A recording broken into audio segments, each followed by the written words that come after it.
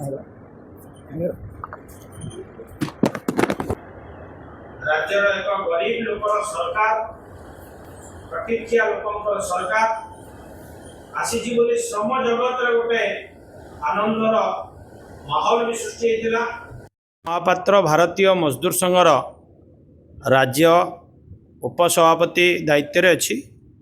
आज ये जो सांबादिक सम्मेलन आम डाकिचु आपण मैंने जानी था तो श्रमिक छटई ओडिशा प्रदेश बढ़ी बढ़ी चलती बेआईन भाव में श्रमिक छटई श्रमिक शोषण अन्य राज्य आनिक श्रमिक मानू कार्य करुँच ओडिशा राज्य रे काम करू ओडिशा राज्य थिबा श्रमिक मानू काम मिलूना विभिन्न कल कारखाना स्टाच्यूटारी प्रोविजन को कंप्लाय करूनी एवं सबुठारु दुर्भाग्यर कथा कि जो कंपनी बंद होची श्रमिक मानू तांकर जो नार्य प्राप्य ताकू भी एमाने कंपनी कर्तृपक्ष प्रदान करूना।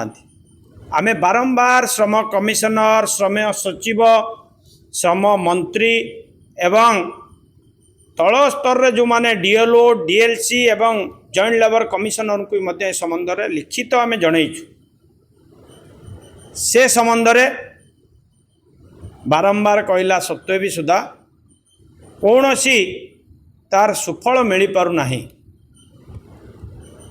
माननीय मुख्यमंत्री जिले में विभिन्न कल कारखाना जमी एसएल माइनिंग रे श्रमिक छटई बढ़ी जाइए।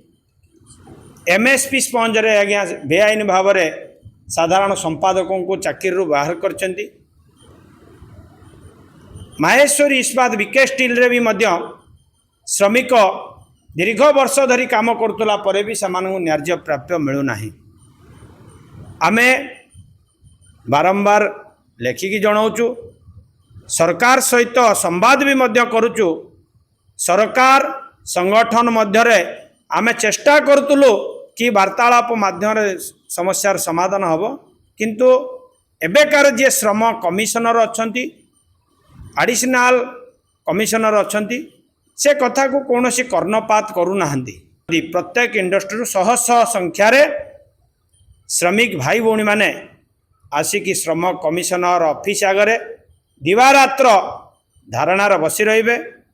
जदि किसी अप्रीतिकर परिस्थिति सृष्टि हुए कौनसी श्रमिकर यदि असुविधा किसी सृष्टि हुए से प्रति आमर श्रम विभाग श्रम कमिशनर ही संपूर्ण रूपे दायी रहे।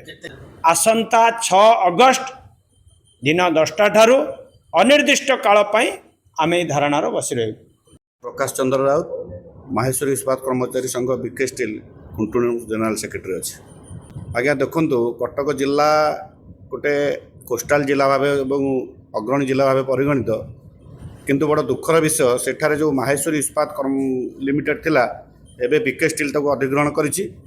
किंतु से बीके स्टील आज 3 वर्ष अधिग्रहण कर सारे सेठारे जो भली भाव श्रमिक मानक शोषण किभली करा जाए केवल छटई करा जाए ता विषय से सब बेले ध्यान देउछि।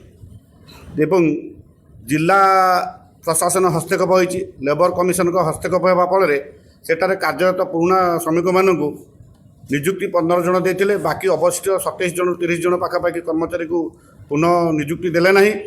कौन सी सरकारी कंप्लाई करूना केवल श्रमिक को शोषण करा भाव में सी सब चेष्टित।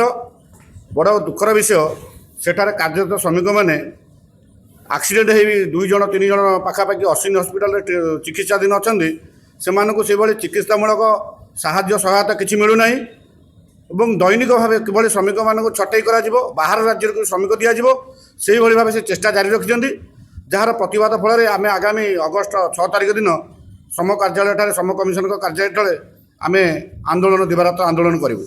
माइनिंग एसएल माइनिंग कंपनी गोटे दाबीपत्र दिखाई divisional labour commissioner office Keonjhar ठारे सेठारे देला परे वर्कर मानकर समस्या विषय देइथिलु किंतु दुखर विषय कि डिविजनल लेबर कमिशनर किंबा कंपनी तांको मिलित भावे कौनसी समस्यार समाधान कले नहीं। से लेबर कमिशनर को बारंबार अभियोग 7 थर गला परे मध्य वर्कर कथा किसी न शुणी से केमती बहिष्कार हेबे ସେ ବିଷୟରେ ଆଲୋଚନା କଲେ କମ୍ପାନୀ କର୍ତ୍ତୃପକ୍ଷ ଏବଂ ଡିଭିଜନାଲ ଲେବର କମିଶନର ଯେଉଁ ଏବେକାର ଅଛନ୍ତି ମାଳି ବାବୁ, ସେ ଏବେ ଜଷ୍ଟ ଆମର ଯେଉଁ ରେଜିଷ୍ଟର୍ଡ ଟ୍ରେଡ୍ ୟୁନିୟନ୍ ଯେଉଁ ଅଛି ଏସ୍ଏଲ୍ ମାଇନିଂ ମଜଦୁର ସଂଘ, ତାଙ୍କର ଜେନେରାଲ ସେକ୍ରେଟାରୀ, ଭାଇସ୍ ପ୍ରେସିଡେଣ୍ଟ ଏବଂ ଏକ୍ଜିକ୍ୟୁଟିଭ୍ ମେମ୍ବର ଏଇଭଳିଆ 40ରୁ ଅଧିକ ଶ୍ରମିକକୁ ବହିଷ୍କାର କରିଛନ୍ତି।